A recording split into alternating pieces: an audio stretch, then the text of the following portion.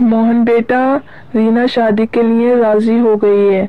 अब तू अपनी शादी कर ले।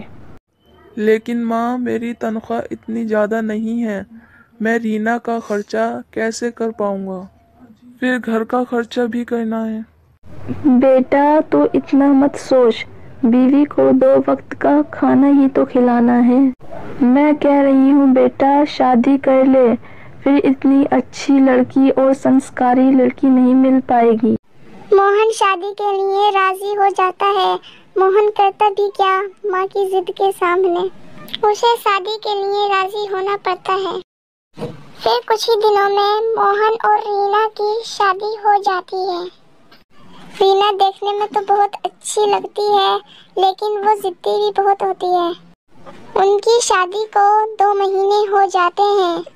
अगर रीना कोई भी जिद किया करती थी तो मोहन उसकी जिद पूरी कर देता था।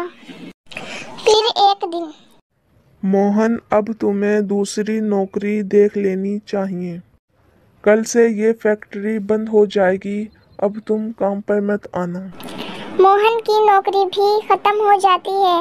मोहन सोचने लगता है, अब मैं दूसरी नौकरी पर कहाँ जाऊँ।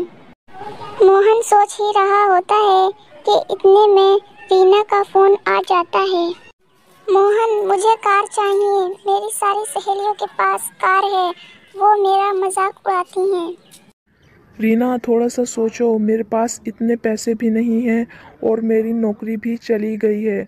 मुझे घर का खर्चा चलाना बहुत भारी पड़ रहा है और तुम कार की बात कर रही हो। मुझे कुछ नहीं पता, मुझे कार ही चाहिए और वो भी आज ही चाहिए। फिर रीना कॉल काट देती है। मैंने माँ से कितना कहा था, मेरी शादी मत करो।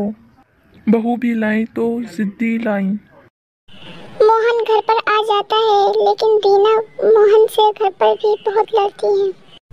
बेटी, तुम इस घर की बहू हो, तुम्हें घर के हालातों का सब पता है। फिर भी तू कार की जिद कर रही है। मोहन को कुछ दिनों का टाइम तो दो, वो कार जरूर लाकर देगा। माँ जी, तुम हमारे बीच में ना ही बोलो तो ठीक रहेगा। देखा माँ, ये तुम्हारी जिद का नतीजा है। अब संभालो अपनी जिद्दी बहू को। फिर मोहन अगले दिन ही नौकरी की तलाश में निकल जाता है, लेकिन उसे कोई नौकरी नहीं मिलती। मालिक, मुझे नौकरी की बहुत ज़्यादा ज़रूरत है। अगर कोई नौकरी हो तो मैं कर लूँगा, चाहे कोई सी भी हो।